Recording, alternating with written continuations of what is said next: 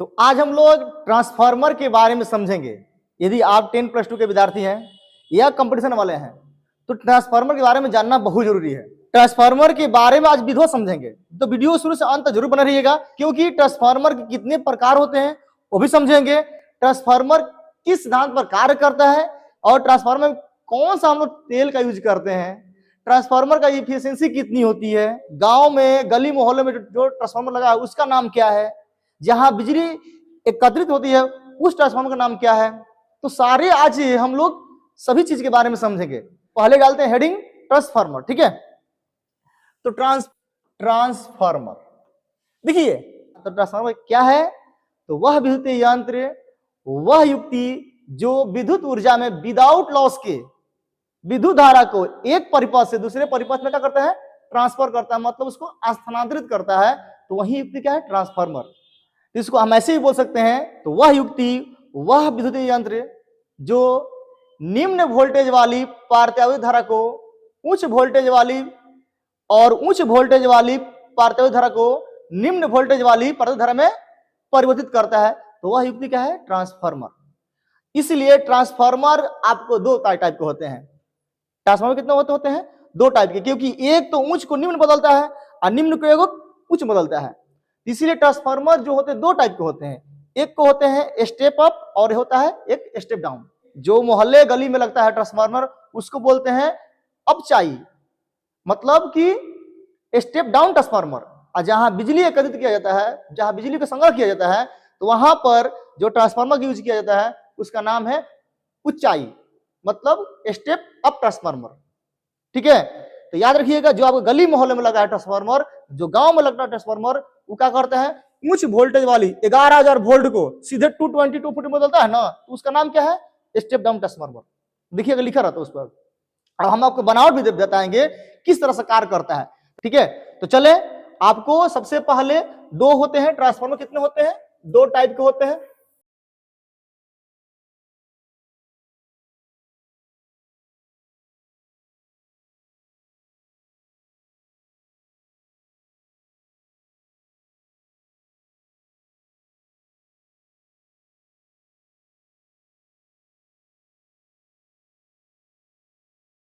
Transformer, ठीक है, आप समझे।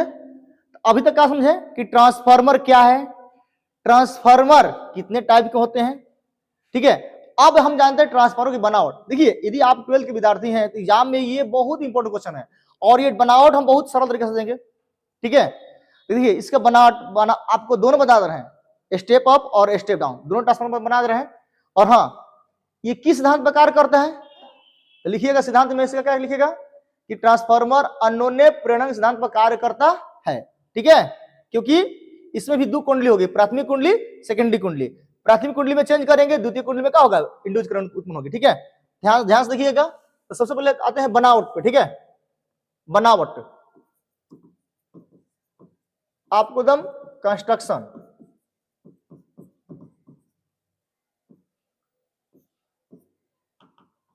ठीक है।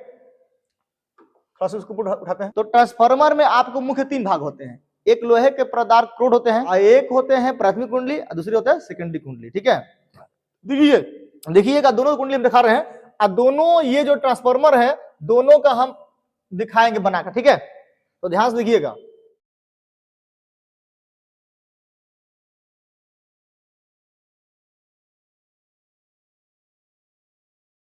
अब इसी जैसा एक और यहाँ आकृति बनाते हैं, ठीक है। अब देखिए, थोड़ा सा आकार में डिफरेंट हुआ होगा, अलग बात है, ठीक ना। अब देखिए, इसमें ये लोहे का क्या होगा, ये सब क्या है, लोहे का क्रोड है। सिंपल से आप लोग का बनाएंगे ताकि एग्जाम में जाओ बस लिख दो, ठीक है। ये भी लोहे का है, लोहे का क्रोड है, ठीक है। अब देखिए, इसमें क्या करना है आपको, तार लपेटना है। लोहे के क्रोड के आमने सामने हम तांबे के तार लपेटते हैं, और उसको लपेटने के बाद प्राथमिक कुंडली और सेकेंडरी कुंडली बनाते हैं भाई, ठीक है। ध्यान से देखिएगा।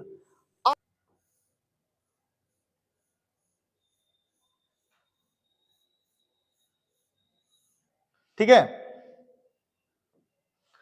अब तार लपेट दिए,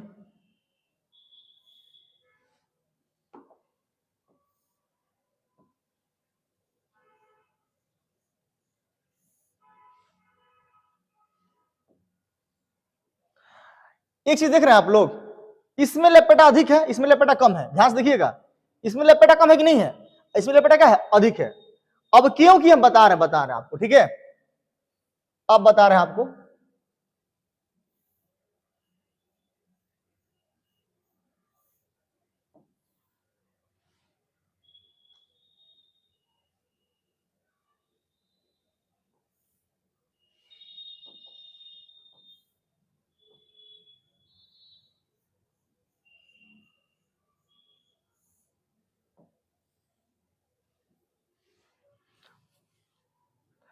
अब ध्यान से देखिएगा,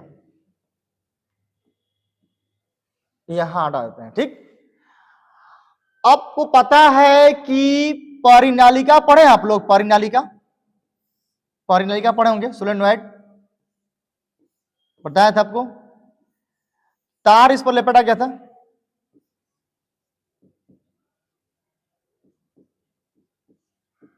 ठीक है। तो परिनालिका के कारण ये तार जो लपेटे थे, तो चुंबकीय क्षेत्र का मान कितना हुआ था, बी बराबर म्यू नॉट, ऐसा आकृति नहीं बनता, थोड़ा सुंदर आकृति बनाया था वहां पर, ठीक है, म्यू नॉट एन आई, मतलब जितने लपेटा के संख्या इसका मान जितना अधिक होगा, एन क्या था लपेटा की संख्या, जितना एन का मान बढ़ाएंगे बी का मान, चुंबकीय क्षेत्र का मान उतना ही क्या होगा, अधिक होगा, और उतना अधिक होगा तो इंड्यूस करंट क्या होगी, उतना ही क्या होगी, अधिक उत्पन्न होगी। बताया था आपको सोलेनोइड में कि यदि मान लीजिए कि जितना लपेटा बढ़ाएंगे, जितना लपेटा बढ़ाएंगे उतना ही मैग्नेटिक फील्ड का मान क्या होगा, अधिक होगा, मतलब कि इंड्यूस करंट का मान भी क्या होगा, अधिक हो जाएगा भाई, ठीक ना। तो इसलिए थोड़ा ध्यान दीजिएगा यहां पर, किसमें लपेटा अधिक है, देखिए ध्यान से देखिएगा, तो ध्यान से देखिए, इसमें लपेटा अधिक है, इसमें लपेटा कम है। तो यहां पर क्या करते हैं हम लोग, यहां पर हम लोग करेंगे क्या, देखिए यहां पर हम लोग एक स्रोत लगा देंगे, यहां भी हम लोग स्रोत लगा देंगे, यहां भी स्रोत। अब किसका स्रोत है, सिंबल आपको पता है, ये स्रोत लग गया, ठीक है। अब किसका स्रोत है, किसका स्रोत नहीं है भाई, आप खुद बताएंगे, एक मिनट इसको छोटा कर लेते हैं, उसके बाद हम पूरा पूरा आपको विधिवत बताते हैं। अब देखिए, यदि हम इसको बोलते हैं प्राइमरी कुंडली, इसको क्या बोलते हैं हम लोग, इसको बोलते हैं हम लोग प्राइमरी कुंडली, प्राइमरी कुंडली मतलब प्राथमिक कुंडली, प्राथमिक कुंडली, प्यार से देखिएगा आराम से, ठीक है, प्राइमरी क्वाइल, इसको हम लोग बोलते हैं सेकेंडरी कुंडली, ठीक है।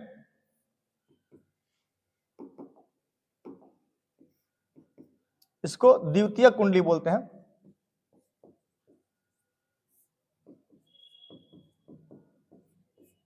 सेकेंडरी कुंडली। अब देखिए, इसमें जो लपेटा होंगे उसको बोलते हैं एन, इसमें बोलते हैं एन, बट प्राइमरी है तो पी लगा देंगे, और यहां पर क्या है, एस लगा देंगे, ठीक है। बट इस देखिए, इस कंडीशन में क्या है बाबू, इस कंडीशन में एनपी का वैल्यू क्या है, एनएस लेकर है, अधिक है ना, अधिक है। यहां देखिए, इसको क्या बोलेंगे हम लोग, प्राइमरी कुंडली एनपी, यहां बोलेंगे सेकेंडरी कुंडली एनएस, यहां एसी स्रोत लगा हुआ है, ठीक है, ठीक है। अब सुनिए, जो यहां स्रोत लगेगा प्राइमरी में, उसको बोलते हैं हम लोग, क्या बोलते हैं, इनपुट, इनपुट क्या बोलेंगे इसको, input source, input AC source, ठीक है, इसको इस व्यक्त करते हैं। यहां जो मिलेगा, यहां जो मिलेगा इसको हम लोग बोलते हैं आउटपुट। हाँ देखिए, अब देखिए यहां पर, देखिए यहां पर जो लगा है ये भी इनपुट है, इनपुट एसी सोर्स है। अब जो यहां रहेगा वो क्या है, आउटपुट एसी सोर्स। अब देखिए, अब रही दिमाग में आपको, यहां देखिए, यहाँ NP छोटा है NS, यहाँ NS का मान क्या है, बड़ा है। आप बताएंगे, आप खुद बताएंगे ट्रांसफार्मर कौन सा ट्रांसफार्मर स्टेप अप है और कौन सा स्टेप डाउन है, ध्यान से देखिएगा। ठीक, यहाँ इनपुट लगा दिए, यहाँ भी इनपुट, यहाँ आउटपुट, यहाँ से क्या मिलेगा, आउटपुट सोर्स, यहाँ से इनपुट। प्राइमरी कुंडली में क्या लगता है, इनपुट सोर्स, और सेकेंडरी कुंडली में क्या होता है, आउटपुट सोर्स। यदि इसके मान में परिवर्तन करेंगे इसमें क्या होगा, इंड्यूस्ड करंट उत्पन्न होगी। ठीक है, अब देखिए इसमें फिर से क्या है, कम, अधिक है, यहां पर क्या कम है। तो इस कंडीशन में बताइए कि आउटपुट जो एसी सोर्स होगा वह कम होगा कि अधिक होगा, क्योंकि देखिए फेरा की संख्या बी का मान म्यू नॉट इंटू एन आई, एन पर डिपेंड करता है। जितना हम लपेटेंगे ना तांबे के तार को, उतने ही क्या होगा, मैग्नेटिक फील्ड का मान बढ़ेगा और ईएमएफ का मान भी क्या होगा, अधिक होगा। मतलब प्रत्यावर्ती विद्युत वाहक बल का मान क्या होगा, बढ़ेगा। वोल्टेज क्या होगा, बढ़ेगा, यदि लपेटा अधिक होगा तो, और कम रहेगा तो घटेगा। तो अब बताइए कि यहां पर इनपुट सोर्स में लपेटा अधिक है, इस कंडीशन में बी का मान अधिक होगा। यहां पर क्या है, लपेटा कम है, तो बी का मान क्या होगा, कम होगा। मतलब ईएमएफ का जो वैल्यू होगा यहां पर क्या होगा, कम मिलेगा, मतलब आउटपुट कम मिलेगा। मतलब कि इससे पता चलता है कि ट्रांसफार्मर के नाम हो जाएगा क्या, हमारा गली मोहल्ले वाला, मतलब स्टेप डाउन, मतलब कि अधिक वोल्टेज लाता है, हमको कम वोल्टेज देता है। मतलब ये क्या है, हमारे गली मोहल्ले वाला ट्रांसफार्मर है, इसको नाम क्या बोलेंगे, स्टेप डाउन ट्रांसफार्मर है। ठीक है, डाउन ट्रांसफार्मर है। अब देखिए इसमें, देखिए इनपुट सोर्स, देखिए इनपुट सोर्स में क्या, लपेटा कम है, मगर मैग्नेटिक फील्ड का मान क्या हो रहा है, ईएमएफ यहां पर कम हो रहा है। इनपुट सोर्स यहां पर कम है और यहां देखिए लपेटा अधिक है, मतलब यहां आउटपुट सोर्स क्या मान क्या होगा, बढ़ जाएगा। ईएमएफ का मान क्या होगा भाई, यहां पर बढ़ेगा। मतलब कि एसी सोर्स का वैल्यू क्या होगा, यहां पर बढ़ जाएगा, लपेटा अधिक होगा, बढ़ेगा। तो मतलब ये ट्रांसफार्मर कहां लगा रहा है, हमारे गली मोहल्ला ट्रांसफार्मर नहीं है। ये ट्रांसफार्मर क्या है, जहां पावर ग्रिड को हो, चाहे मान लीजिए जहां बिजली अधिक करना हो, वहां पर ना बिजली कम उत्पन्न किए, उसको अधिक बढ़ा दिए, तो वहां पर ये ट्रांसफार्मर लगा रहता है। इसका नाम तब क्या हो जाएगा, स्टेप अप का, इसका नाम क्या हो जाएगा, step up, step up transformer. बात समझे, स्टेप अप ट्रांसफार्मर में पूछ सकता है कि प्राइमरी कुंडली में फेरों की संख्या क्या होती है, कम होती है, और सेकेंडरी कुंडली में फेरों की संख्या होती है, अधिक होती है। जबकि स्टेप डाउन ट्रांसफार्मर में क्या होता है, प्राइमरी कुंडली में फेरा का संख्या क्या होगा, अधिक होगी, बट सेकेंडरी कुंडली में क्या होगी, कम होगी। ध्यान दीजिएगा, इसके मान में परिवर्तन करते हैं, यहां पर हम घटना घटित होती है, यहां परिवर्तन करते हैं घटना यहां घटित होती है। या इनपुट एसी सोर्स है, यहाँ आउटपुट एसी सोर्स है। ठीक है, समझ गए बनावट। तो आप इसको जल्दी से वीडियो को पॉज से स्क्रीनशॉट लीजिए और यही फिगर आप लोग एग्जाम बनाइएगा, बहुत सिंपल एग्जाम में। बनावट समझ गए आपको, इसमें जो तार लपेटा गया है तांबे की होती है, ठीक ना, याद रखना ना, तांबे की तार होती है। इसके अंदर ट्रांसफार्मर की देखिए परत होते हैं, इसको आप विद्युत रोधी बनाने के लिए इसके अंदर हम लोग ट्रांसफार्मर तेल, मतलब नेफ्ता ऑयल डालते हैं। क्या डालते हैं, उस तेल का नाम क्या है, नेफ्ता ऑयल। ट्रांसफार्मर के जो अंदर तेल होता है, डाला जाता है, नेफ्ता ऑयल होता है। देखिएगा ट्रांसफार्मर जब लीकेज करता है ना, तो वोल्टेज अप डाउन होने लगता है। इसीलिए ट्रांसफार्मर जब लीकेज करता है तो इसका अगल बगल सब करिए कर लग जाता है। इसीलिए उसको क्या करते हैं, रिपेयर किया जाता है ट्रांसफार्मर को, क्योंकि भंवर धारा ईडी करंट उत्पन्न होगी तो क्या वोल्टेज क्या होगा, अप डाउन करेगा। ठीक ना, इसलिए जो लोहे के रोड होते हैं इस पर तांबे के तार लपेटते हैं और इसके अंदर कौन सा तेल होता है, नेफ्ता ऑयल। ठीक है, वह क्या होता है, विद्युत का बहुत बड़ा कुचालक होता है।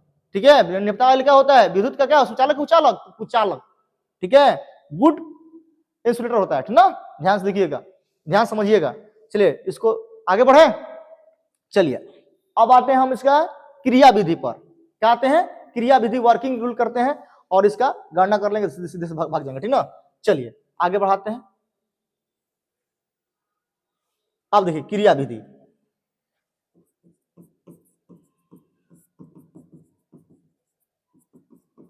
क्रिया विधि वर्किंग। ठीक है, वर्किंग। ठीक है, वर्किंग में क्या है कि आपको जब हम मान लीजिए हम लोग जो एसी सोर्स है कहां लगाते हैं, प्राइमरी कुंडली में।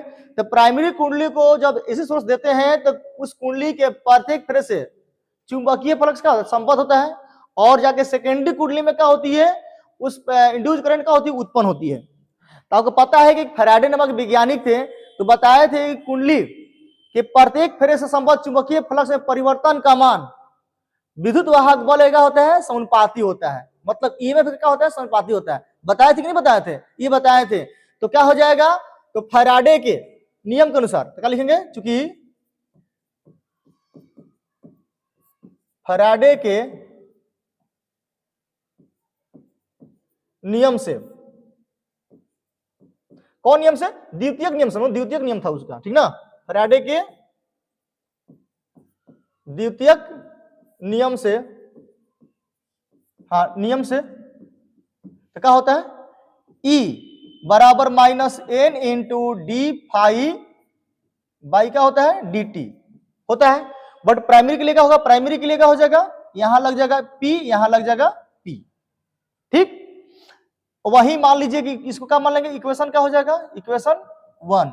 द्वितीय कुंडली के लिए क्या हो जाएगा, द्वितीय कुंडली, ये प्राइमरी के लिए द्वितीय कुंडली के लिए क्या हो जाएगा, ई एस, एस मतलब सेकेंडरी के लिए माइनस एन इंटू एस, और डी फाई बाई क्या हो जाएगा, डी टी।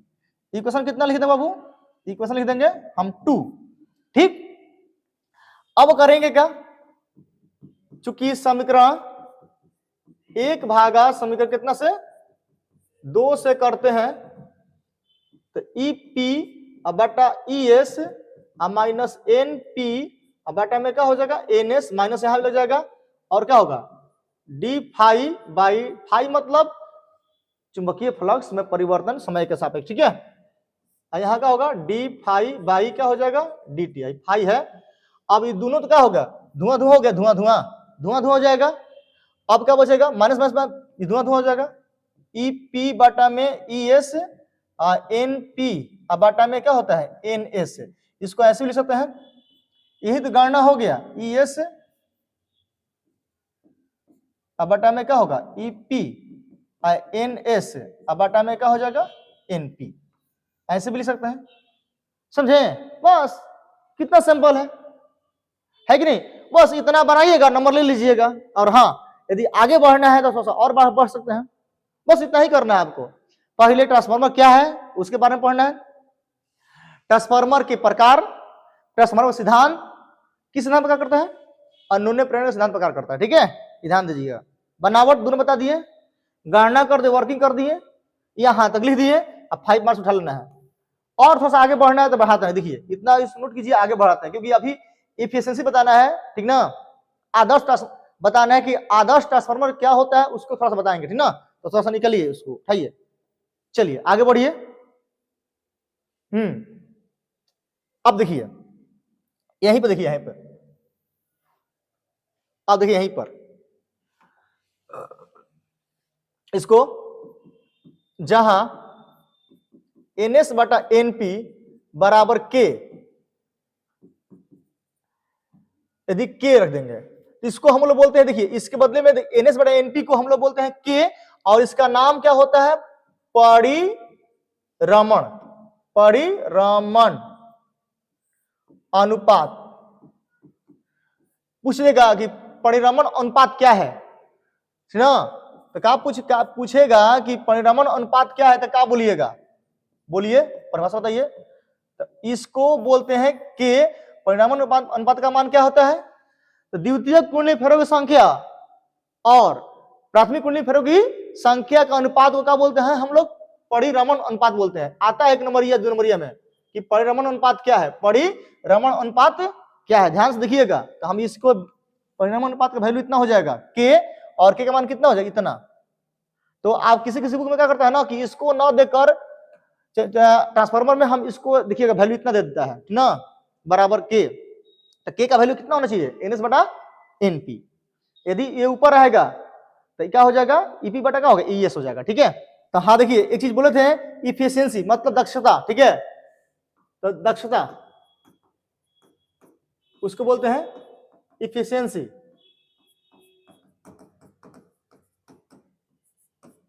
ये है क्या, इसको बोलते हैं हम लोग कि निर्गत शक्ति, निर्गत शक्ति। निर्गत शक्ति और निवेश शक्ति, निर्गत शक्ति और निवेश शक्ति के अनुपात को क्या बोलते हैं हम लोग? दक्षता बोलते हैं, इफिशियंसी बोलते हैं। मतलब इसका मतलब क्या हो जाएगा? निर्गत शक्ति, निर्गत शक्ति बटा निवेश शक्ति, निवेश शक्ति के अनुपात का बोलेंगे हम लोग दक्षता बोलते हैं। इसको हम ईटा द्वारा व्यक्त करते हैं, ईटा द्वारा। अब निवेश शक्ति है क्या? शक्ति का तो मतलब पता है ना कि ई बराबर, ये देखिए शक्ति मतलब पी बराबर क्या होता है? ई भी इंटू आई, मतलब क्या होता है? भी बराबर क्या होता है? ई इंटू आई। और ये ई जो है वो भी के बराबर होता है, क्योंकि इसको बोलते हैं वोल्ट, इसको भी बोलते हैं वोल्ट, बोलते हैं ना। बट क्या है? ये क्या है? विद्युत वाहक बल है और ये क्या है? विभवांतर है। बात समझते हैं? तो यहाँ पर क्या हो जाएगा? देखिए, तो यहाँ पर क्या होगा? तो निर्गत शक्ति का वैल्यू कितना हो जाएगा? ई इंटू क्या हो जाएगा? आई। बट निर्गत शक्ति, निर्गत मतलब आउटपुट, निर्गत मतलब क्या होता है? आउटपुट। और आउटपुट कहां मिलेगा हमको? प्राइमरी में, सेकेंडरी में? तो प्राइमरी में नहीं, सेकेंडरी में। आउटपुट कहां मिलता है? प्राइमरी में। तो यहाँ पर क्या होगा? ई एस, अब बटा में क्या होगा? आई, ई इंटू आई एस होगा। अब बटा में क्या होगा? ई पी इंटू क्या हो जाएगा? I P. इसी को क्या बोलते हैं हम लोग? इफिशियंसी होता है ना। और एक बात और बता रहे हैं कि नोट में ये जरूर लिख लीजिएगा। और एक बात और है, सुनिए, यदि आप इस सब का पीडीएफ चाहिए, इस सब का पीडीएफ चाहिए, तो हम डिस्कशन में अपना व्हाट्सएप नंबर दिए हैं, वहां पर अपना कमेंट कीजिएगा और हम वहां पर आपको इसका पीडीएफ, हम क्लास नोट्स किसी बच्चा का लिखा हुआ उसको हम आपको क्या करेंगे? भेज देंगे, ठीक है। तो एक बात और है कि नोट में लिख लीजिएगा कि हमारा जो आदर्श ट्रांसफार्मर होता है, आइडियल होता है ना ट्रांसफार्मर, जिसे बच्चे दो तरह के होते हैं, एक आइडियल होते हैं, एक मान लीजिए कि एक बच्चे होते हैं, जनरल बच्चे होते हैं। तो आइडियल बच्चे क्या करते हैं कि आपको हर एक बात को फॉलो करते हैं। इस तरह से आदर्श ट्रांसफार्मर होता है, आदर्श ट्रांसफार्मर, आदर्श ट्रांसफार्मर जो होगा उसकी दक्षता जो होती है, एफिशिएंसी कितनी होती है? 100%। कितनी होती है? 100%, लगभग 100%, अप्रोक्स 100%, लगभग 100%, ठीक है। और जो हम लोग व्यवहारिक, जो यूजफुल, जो यूज वाला ट्रांसफार्मर होता है, हम जो यूज करते हैं गांव ना, व्यवहारिक ट्रांसफार्मर जो होता है उसकी दक्षता जो होती है वो लगभग 90% से 99% तक, ठीक है। इसकी यह एग्जाम में आ सकता है कि आदर्श ट्रांसफार्मर की दक्षता कितनी होती है? तो 100%। और व्यवहारिक ट्रांसफार्मर की दक्षता कितनी होती है? 90 से 99%, ठीक है। यदि आपका ये वीडियो आपको सरल लगा होगा, आसान लगा होगा, आप भरपूर समझ लिए होंगे, तो अपने दोस्तों के पास भी क्या करना है? शेयर करना है इसको, ठीक है, कि ट्रांसफार्मर क्या है आज समझेंगे। तो फिर मिलते हैं अगले वीडियो में और बढ़िया इंपॉर्टेंट कॉन्सेप्ट लेकर, ठीक है। तब तक के लिए धन्यवाद।